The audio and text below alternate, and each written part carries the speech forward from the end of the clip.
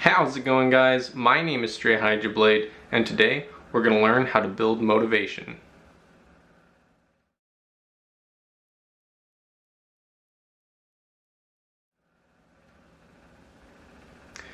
So in this video, we're going to be talking about what motivation is and how to build more of it in your life. Motivation is the driving force in your life. If you have a high motivation, you can achieve great things and you can get a lot done. If you don't have motivation, it might be hard to even get off the couch in the morning. So, what is motivation? Where does it come from? How do you get more of it? If motivation was a power level, where a person who's lazy has a power level of 0, and a person who has high motivation has a power level of 1,000, we want to get to the power level 1,000. We want to be as strong as we can. We want to have as much motivation, drive, and passion that we can have in our lives. And this applies to basically everything that you do in life. Requires you to have the want to get up and go and do it. Even going and eating food in the morning, that's a motivation. It's just a very small motivation. So the most important thing about motivation to realize is there's two main factors that play in this. One is a spectrum of how high or low the reward seems. So you either have something that's a minuscule reward and it's kind of like, you don't really want it, versus something that's a really high reward and you're thinking, oh yeah, $1 million, that's great. So you have different varying levels of rewards. And then on the other scale, we have the possibility of obtaining that reward. Does it seem really possible, like I could go and do this right now? Or does it seem like, there's so many factors, it'd take years for me to do, I don't even think I have the skill to do it. That's the other scale involved here. So you have to take both of these scales into account. You add this scale and this scale, and you get how much motivation you have. So let's say you think something is really, really high in reward, and you're like, oh my gosh, I want that so badly. But then how possible you think it is like, well, yeah, but I'm not athletic enough, I don't have enough skill, I don't know enough, so I can't get that. So you don't think it's possible, but it's a really high reward, you're not going to be very motivated towards it. Compared to if you have a really high reward and you have a really high possibility, you think, oh yes, I could go out and do it right now. So those two factors means that you're going to have a really high motivation. You're going to be going up, getting out and doing it right now because you can. So those are kind of what we're working with here. And of course, if you have a low possibility and a low reward, like I don't know, what's something lame that you don't really want? Glass of water, I guess.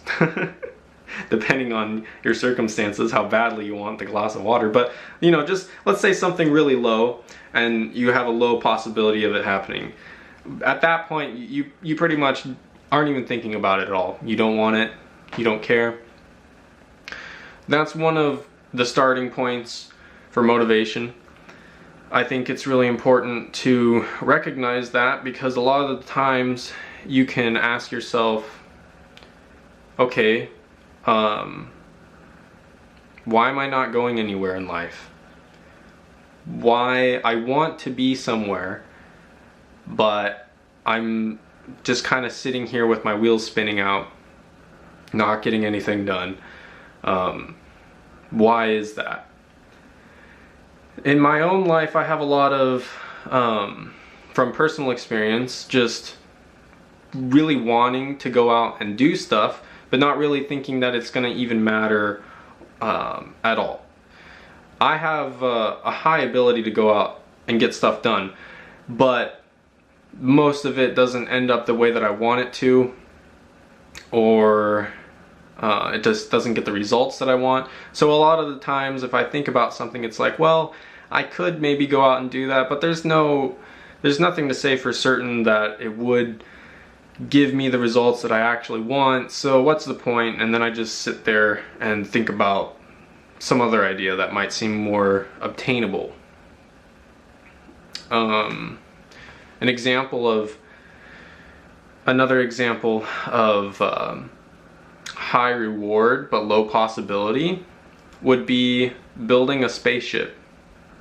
So Elon Musk has built spaceships and sent them into the stars, but you yourself sitting down or watching this video, you're not thinking to yourself right now, okay, yeah, I'm gonna go and build a rocket ship. Whatever you're doing right now, I almost guarantee that before I said this, you had no intentions of going out and building a rocket ship yourself. Why? Well, for one, it would be impossible for you. You don't think that it's possible in the slightest to go out and build a rocket ship. You don't have enough money. Where are you going to build it? You're not Elon Musk. You don't have hundreds of thousands of workers helping you to do this. You don't know anything about any of this stuff. Maybe you can't even make a model rocket in your garage. So for you, going out and building a rocket is not something that you're thinking about. It's not a goal. It's not a high reward, or it's not, maybe it's a high reward, but it's not a high possibility. So for you, it equals basically zero motivation. So you can imagine that the reward of building your own rocket and sending it into space, maybe like your rocket is better than anything that Elon Musk could create. That would be a really high reward level. There's a lot of good things. You get money, fame, all this stuff. But then, how possible is it? For you, it's zero. It's not possible at all. You don't even want to give it a second thought. You're like, okay, get to the point of the video. Because for you, you can't imagine going out and building this rocket ship. But what if you could? What if, to you, it was very possible for you to go out and build this rocket ship, and you thought, there is a way for me to go out and do it, and I can get up and I can go out and do it right now. Well, then in that case, you'd go out and build the rocket ship. Heck, I want a rocket ship. If that was true, I'd go out and do that right now. So you can kind of see a level of how possible do you think it is versus how high of a motivation. If it's not possible but a high motivation, if it's not possible and a high reward, then you have a low motivation. If you have a high possibility and a high reward, then you have a high motivation.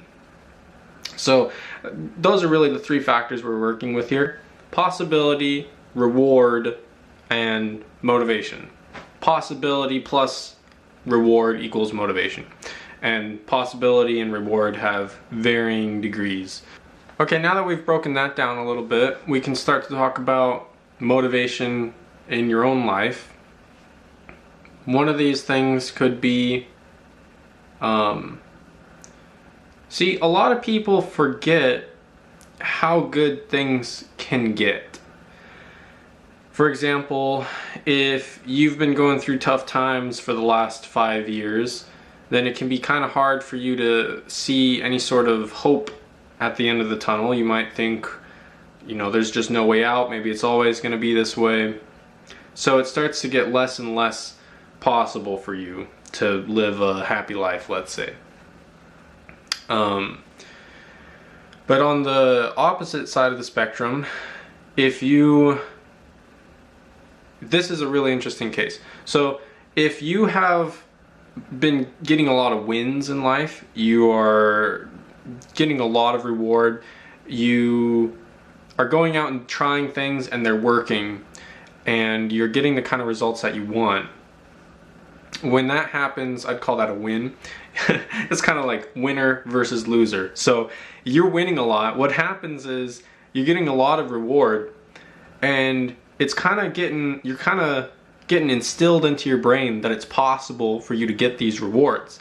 So this high reward,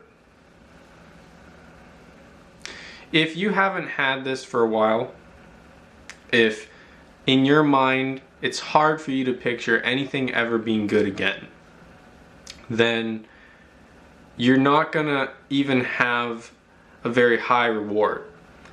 Your reward level is gonna be like maybe halfway. It's gonna be a lot lower. You're gonna be thinking, oh, it's just, you know, maybe maybe I can get like $10,000, but you know, what good is $10,000 gonna be for me? You know, I don't know what I'd do with that, because even though I got $10,000, I still can't talk to people and I can't make friends, and you know, so what's the point? There's just nothing that excites me, nothing that really interests me. Your reward level is going to be insanely low. So one thing that I kind of want to point out here with motivation, this is really interesting, is winning can actually make you more motivated. And so you might hear people say that, you know, the carrot and the stick. What is that? It's when you have, you're trying to motivate someone with a carrot, or you're trying to do negative motivation, which is you use the stick on them and you beat them into submission to make them go and do something. So those are two different ways of getting somebody to be motivated. The motivation on the other on the stick is you don't want to feel the pain, so you start to believe it's possible to not feel the pain if you go and do whatever the thing is that the people want you to go do. So that's kind of the carrot and the stick model. And people say that it's not really good to motivate someone with pain or fear. Fear is not an effective motivator, is something that's been tossed around, but I kind of want to highlight why that is. One of the reasons why that is because when you try to motivate with fear, what happens is it's putting this person in a lot of pain, because that's what it is. It's basically, let's say you have a spider here. For this example, you have a spider here and a flame here. The closer you move the flame to the spider, the more it's going to push it away. So it's kind of, you know, the spider doesn't want to get hurt, so it's motivated to move in the opposite direction where it doesn't hurt. And then we have the opposite case, which is the spider and the fly, where that's kind of like the spider wants to eat the fly, so it goes towards the fly. So those are kind of, and you would use the analogy of carrot and a stick the same way, where it's like a donkey, you put the carrot out in front of it, then the donkey wants to go and eat the carrot, or you hit it from the behind with a stick, then it wants to go forward. So there's two ways of doing it. But bringing that back to what does this have to do with motivation? Well, what's interesting is that this analogy of possibility and reward equaling motivation, when we're talking about winners versus losers, winning has this interesting effect where it makes the reward seem, it's kind of like if you forgot the taste of something. Maybe like you haven't eaten pizza, let's say, for the past year, and then you try pizza and you remember and you're like, oh my gosh, this is so great. But for the time being, maybe you had forgotten all about how great pizza had even felt, which if you're trying to get the highest sensation of reward instilled into your brain, thinking like, oh, this is going to be amazing, that can hinder your performance. Because if you look at this reward, let's say you look at the pizza and you're like, I don't really remember it tasting that great, I can't really remember what it tasted like at all, in fact, your reward level for it's gonna not be that high. But after eating that pizza, you might bump that up a notch and realize, oh wow, yeah, pizza is amazing, I want more of this. And then you and gorge yourself on pizza. But what's interesting is you put this into real life, and it's kind of like the motivation that you have on a kind of normal basis, just going about your day, you might just not be that motivated. The rewards might not seem that high, but it's not like the reward is just a set reward, like pizza is just here. The pizza can move the amount of reward. Maybe if you just had 12 tons of pizza shoved in your face, you don't want to have pizza anymore. Then it turns into a bad thing.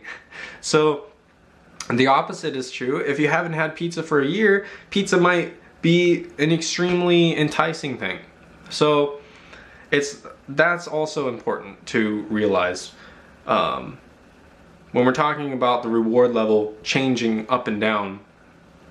Set things like how good pizza tastes, or your thirst for water, or things like that. They can change in how good of a reward they are. So it's not like building a rocket ship is going to be some really high reward, because maybe you're Elon Musk and you've already built 1 billion rocket ships. So for him, he doesn't really care. He doesn't really have a high reward for building these rocket ships anymore. Maybe he wants to dedicate more time into creating artificial intelligence, which I think he's actually doing right now. So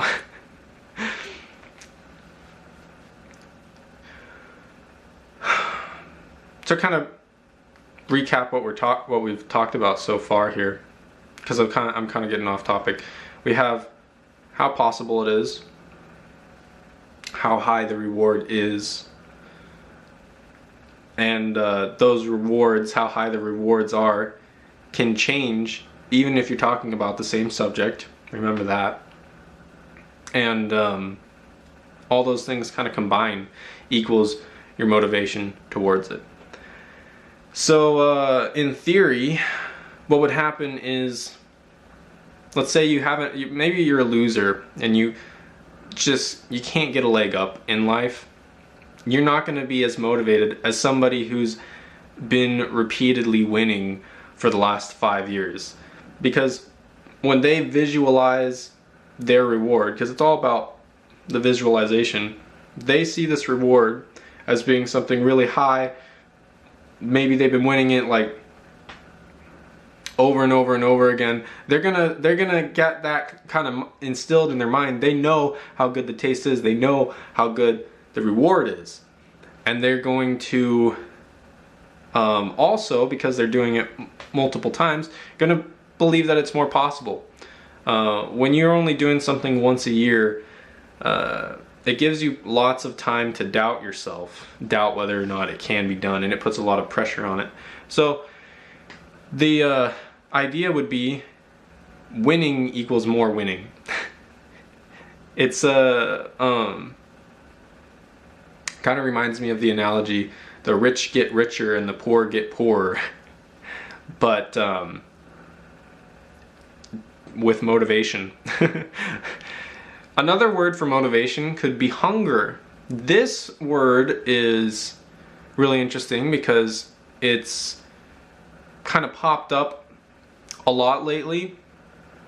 A lot of people are starting to use this word more. Instead of motivation, they say hunger, or maybe drive, but they say they're hungry for that win or something like that. That's kind of how you would use it in a sentence. But what does it mean to be hungry? Well, it's just another word for motivation. Imagine if we're using the carrot and the stick analogy. The donkey wants the carrot because it's hungry. So that's kind of what hungry means, is you have a high reward that you really want. Basically, the higher the reward is, and the more possible,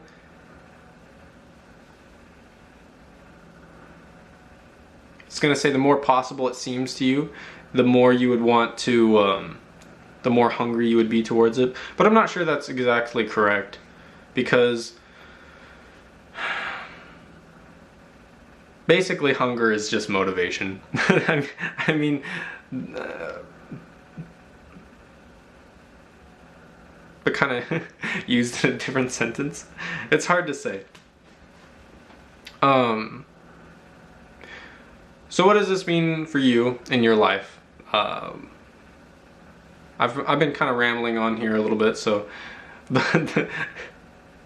it gets hard after a while. It's like, but anyways, so for you, if you wanted to build motivation, what could you do? Well, for one, start winning more. That'd help a lot. If you just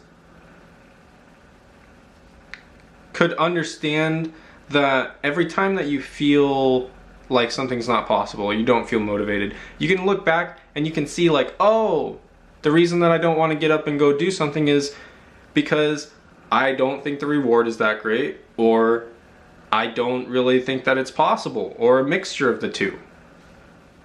So, sure, I think I personally would love to have $1 billion. That'd be pretty nice. But the possibility level of this is kind of like nil. So for me, I'm not really hungry or motivated to go out and get $1 billion, because there's no possibility of it happening in 1,000,000 years. Like, not at all. So that's, at least that's how I see it. So it's inhibiting me from even attempting it, basically. That's kind of the main problem here. Belief that you can go and do it is a huge factor in motivating you to go out and do something. So if you can recognize that, it might be able to help you understand how to troubleshoot that, how to troubleshoot your own mind. Because sometimes you feel stuck and you don't know why you're stuck. You don't know why. You want to go and do stuff, but you don't know why you also don't want to go do stuff. You ever had that where you like, I really want to go get this done, but at the same time you're like, but I don't want to leave the couch. It's like, a lot of that can be anxiety about doing it. You're like, oh, I don't know if I can do it. It might, I don't, and then you just sit there and you overthink it. Using kind of this analogy, you'd be able to look at that, try to self-reflect and say, oh, the reason that I don't want to go and do it is because I don't even think that it's possible. What could I do to make it feel like it's more possible?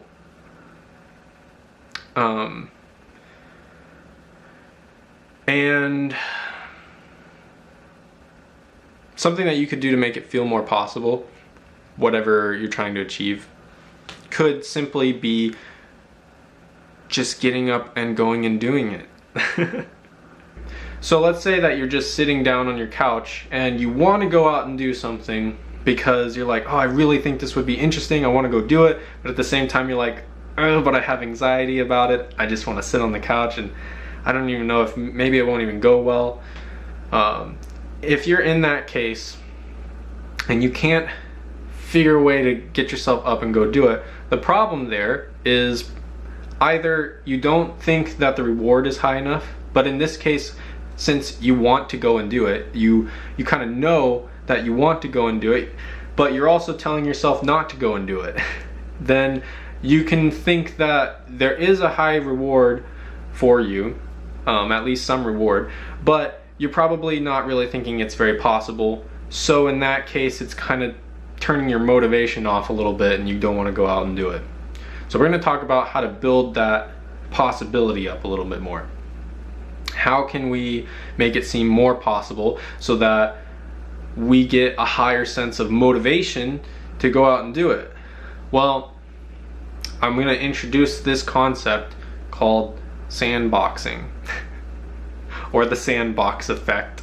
I use this because if you kind of imagine a sandbox, as a kid, you might have played with a sandbox. I think my parents, very, very vague memories of this. I think I was like maybe 4 or something, I don't know.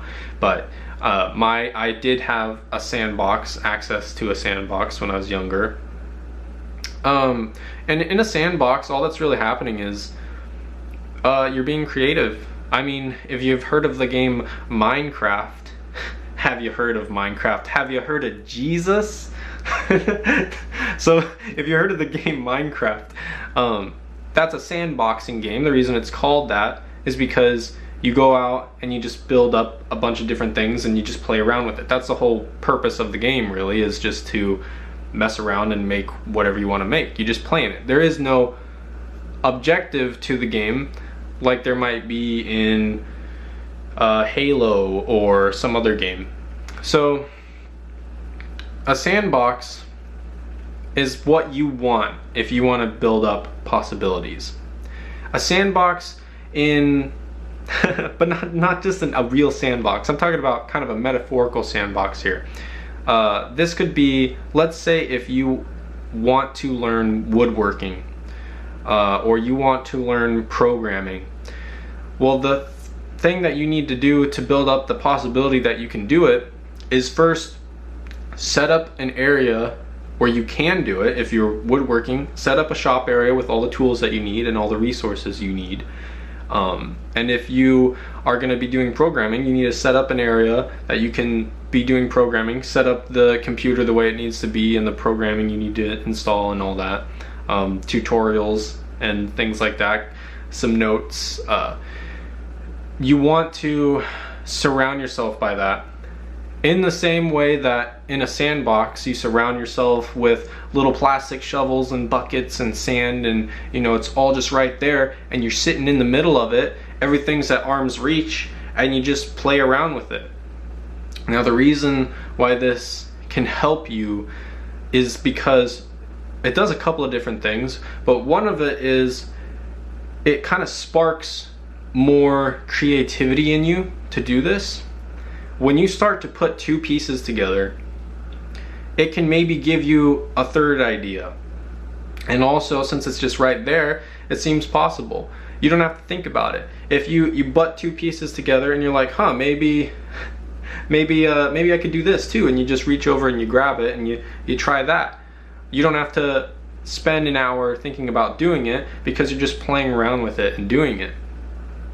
And that can help boost the possibility of this thing for you. When you're looking for motivation, one of the hardest things is starting. They call it blank canvas syndrome. And that's when you're in front of a blank canvas, you got all this potential of stuff that you can do, but you don't really know where to start, and you kind of have to break off the rust in a sense and just go out and start doing it, and play around with that idea, mess up the canvas a little bit and build something out of that.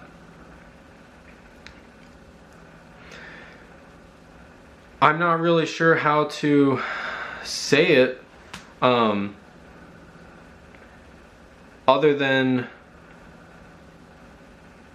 when you're trying to, if you're on the couch and you can't build up motivation to go out and do something, it's more than likely because you're afraid that you don't know how to do it, or you're afraid that you're gonna go and try it and you're gonna mess up on like the first or second step, and the rest of the operation is just gonna collapse, and you know once you run into a couple problems that it's just gonna fail. So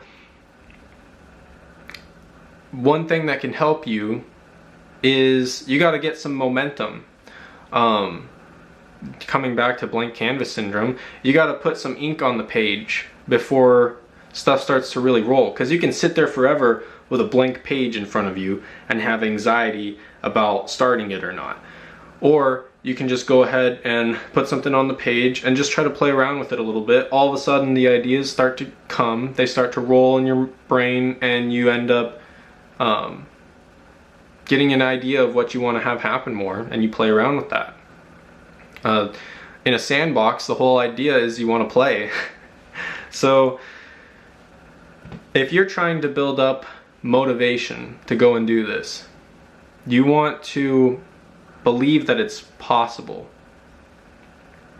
And you can't really believe that it's possible as much if you're just sitting there not actually doing it. You will feel a lot more like it's possible if you're right in the middle of it and you're working through it. That can help you tremendously. So really, if you're trying to get a project done, the first thing you need to do is to just start. But not start as in, okay, I'm gonna do steps A, B, and C, and I'll climb up the stairs and I'll eventually reach my goal here, and have that linear mentality, because that's not gonna help you here. That's gonna put more pressure on you.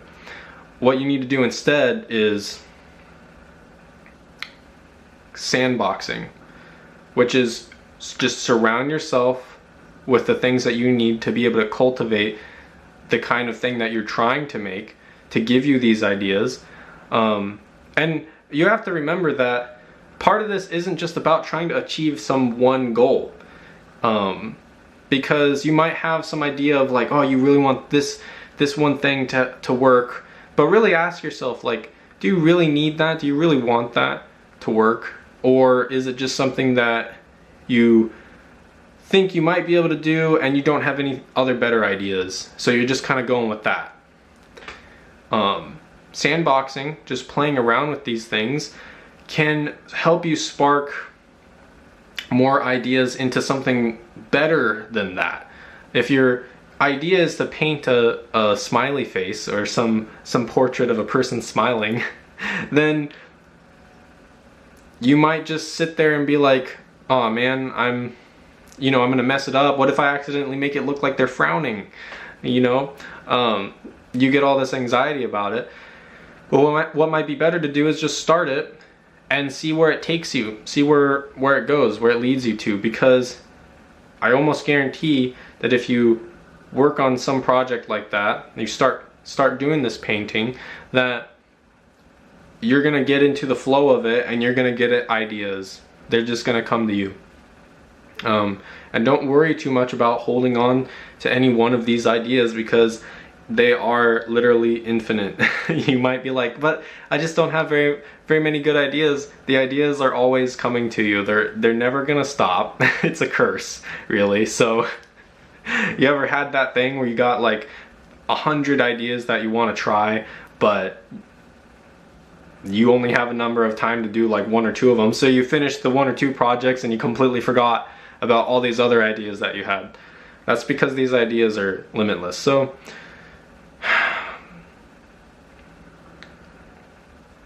talking about I have some notes, some personal notes about sandboxing that I can share with you, and maybe that will help a little bit understand this concept better. Oh, there it is, I found it. Okay, so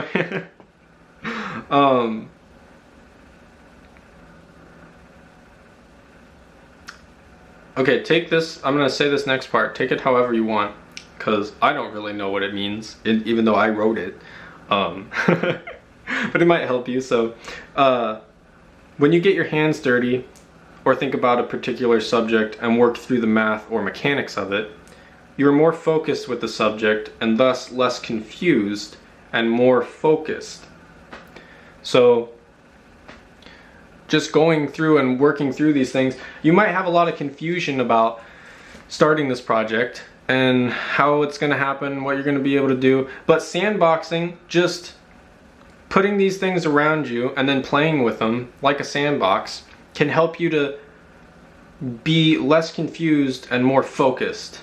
You'll start to pick up these items and you'll kind of get in touch with them more.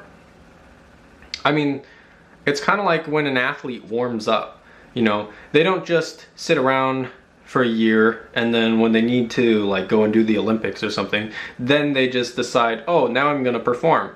They have to go and work through the problems. The same with math.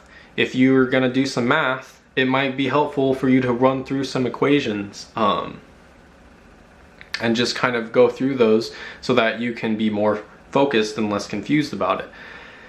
The same when you're trying to build motivation, it can help you tremendously to go and sandbox a little, play with some of the materials that you're going to be working with, and that can help to work the connections in your mind and start you being more focused and seeing more clearly just what you want to do and how you're going to do it.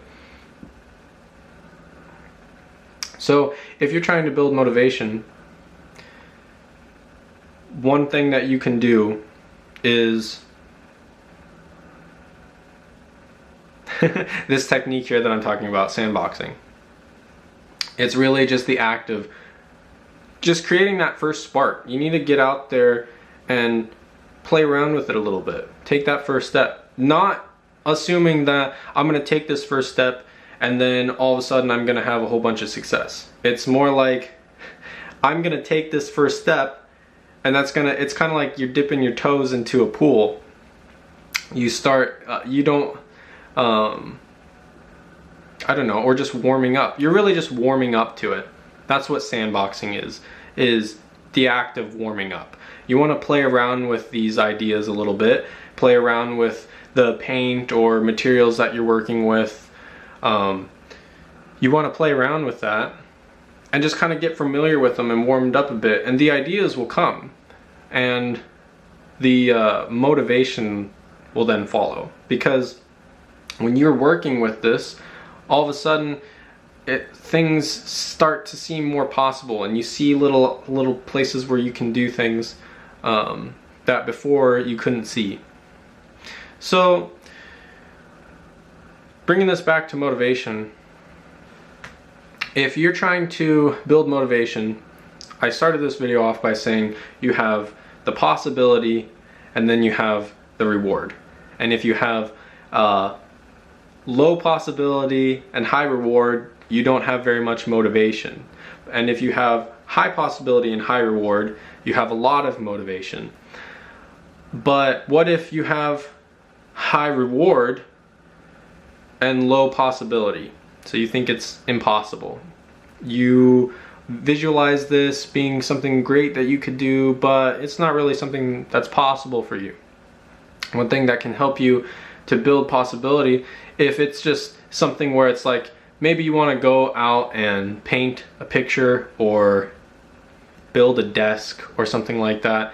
Even just doing something like that, it can be kind of hard for you to build up the motivation, even just to do something simple like that. So imagine how hard it would be for you to do something even bigger than that.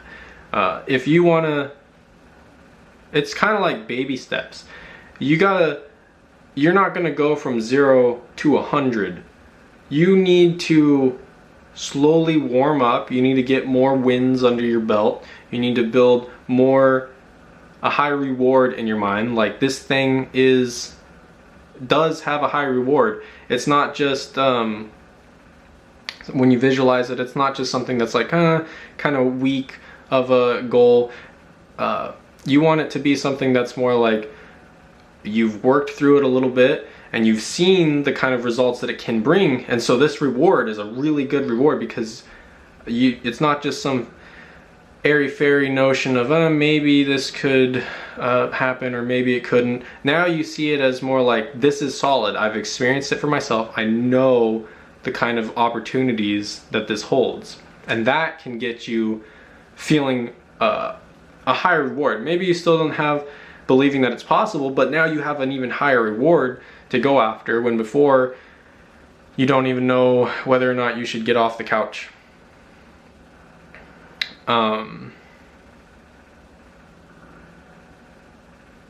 So anyways, that's my interpretation of sandboxing, or the sandboxing effect, which is simply, let me check my notes here so that I can tell you whether or not I even know what I'm talking about, honestly. Bear with me.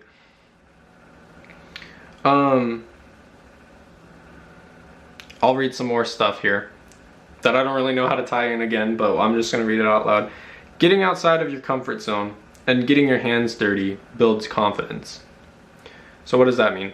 Well, you've heard people say getting outside of your comfort zone a lot, but it's kind of what I've been talking about here, which is just taking that first initial step and kind of working through this stuff. Like it says, getting your hands dirty can start to build more confidence in you.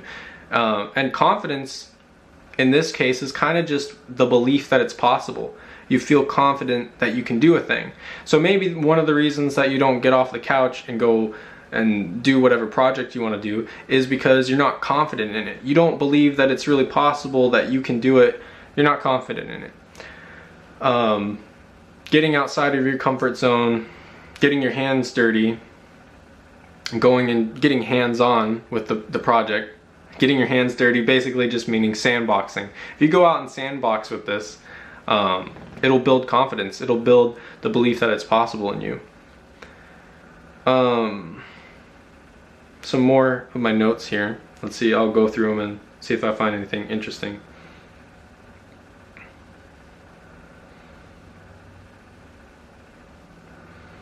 I have a definition that I wrote on what focused means. So, focused definition: you have a plan in mind and you are trying to execute it. So, and I'll read the confused definition here too. Confused definition: you're not sure what to do or how to do it. Either no goal or no plan, or lack of competence/capability, or all of the above. So that's kind of what you would say is when you're sitting on the couch thinking about this project you want to go do, you're kind of in a confused state. You're not really sure what to do. You're not really sure how to do it. You don't have a goal. You don't have a plan. You have like kind of a vague idea of what you want to do, but not really something serious that you can seriously believe in and that you're confident about. And what I'm saying here is if you go sandbox for a little bit, you go get your hands dirty, you cultivate an area around you of which you can work with and grab things and kind of get familiar with the subject that you're in, you can start to get more focused. You have a plan in mind, it seems more possible to you, and it kind of sparks even more creativity in you to further perpetuate going out and working with these elements.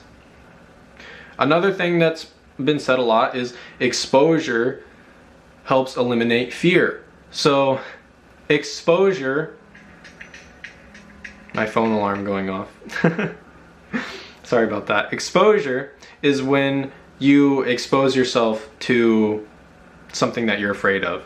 So let's say if you have they say that like, okay, well, if you're afraid of lobsters, well, let's expose you to lobsters then. We'll dump you in a vat of lobsters and then and we'll sit you there for an hour and then tell me how scared you are of lobsters.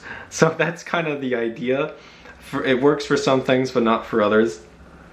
But in this case, that's what sandboxing is. Another aspect of it. There's many aspects I encompass when I say the word sandboxing. That's why I don't just say getting your hands dirty or exposure, because really we're talking about a lot of these different things combined into one that would be labeled as sandboxing. So exposure, in this case, it's the same thing. You're sitting on your couch and you want to go out and do something, but you're afraid of going out and doing it. You don't really believe that it's possible. Just going out, or maybe you can say in a sense you're just afraid of it in general. Well, maybe just going out and doing it will help you feel less afraid of that, because now you're being exposed to it, and if exposure can help you eliminate fear, then you would say going out and doing it would help you feel less afraid of that. Let me check my notes again here. This is all note based here. I like to speak from the heart more than from notes, but this topic is kind of broad, so the notes help.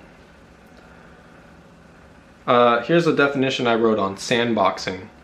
Sandboxing with something can also spark creativity, get the ball rolling in your mind, and have an environment that makes it easy to be creative will accelerate that creativity.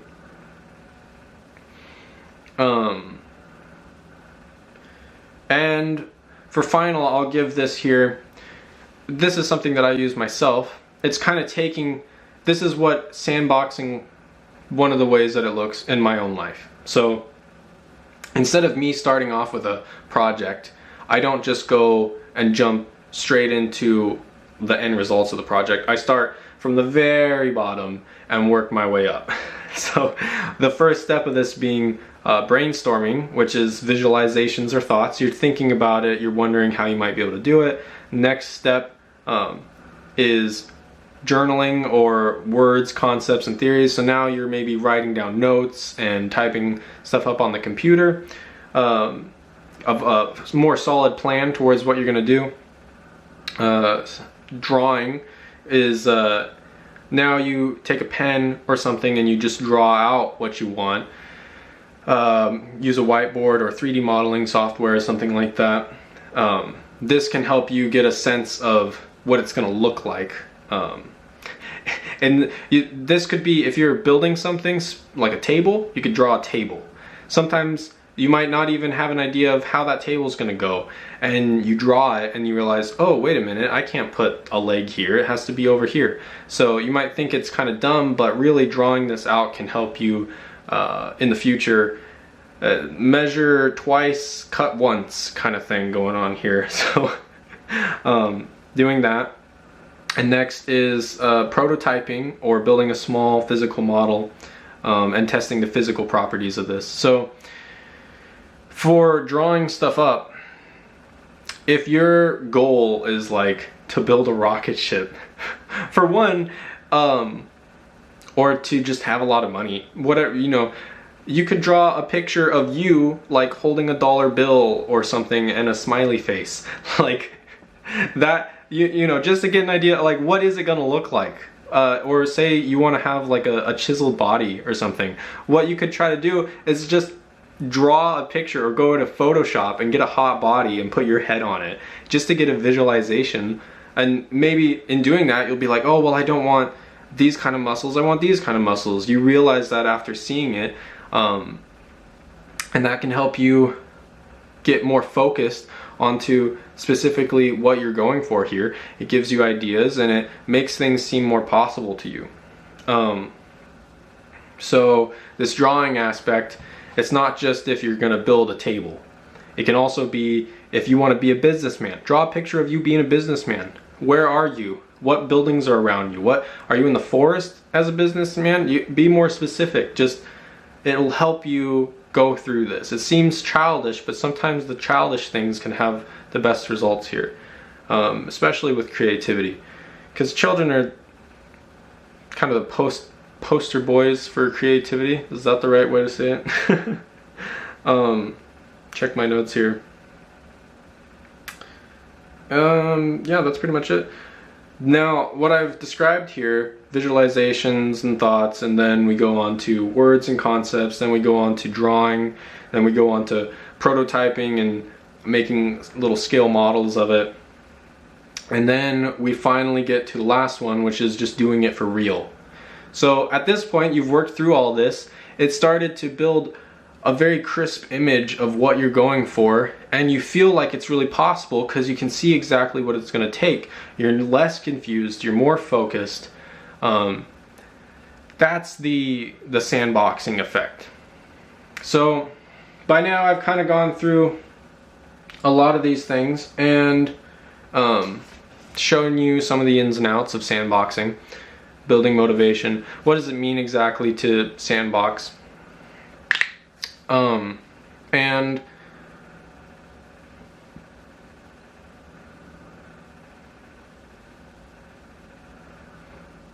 I think that's about all that I have. Yeah. That's those are some great ways for you to go and build more motivation to go out and do stuff. It's really about, like I said at the beginning, there's how possible do you think this is, and how high of a reward do you think it is. So in this video, we're kind of focusing on how to make it seem more possible, because if you don't think it's possible, you're not confident in it, you're afraid of it, you don't know how to do it, then the motivation is not going to be there. You're not going to have the drive to go out and do it. You might think it's a really high reward, but if you don't have the you don't believe that it's possible, then you're not going to have enough motivation to go out and do it. So we're talking about, how do you get more motivation? How do you get more drive? To the do-itness that you need, the fuel basically. And in this video, we're talking about the how to make it more possible. One of those ways is through sandboxing. So I've kind of talked about the ins and outs of it and all this, what it means. It's a little bit vague, a little bit here and there, but I've given you some examples now that hopefully have sparked this in your own mind, of kind of showing you just exactly what I'm talking about here, and how you might be able to apply this in your own life. And I hope by this point you feel a little more motivated. Even just in me talking about this stuff might have made you feel a little bit more motivated towards going out and trying this thing that you want to try. If you've kind of thought through it with me here and visualized it a little bit. That's all I have for you today. I'll talk to you guys later. Bye.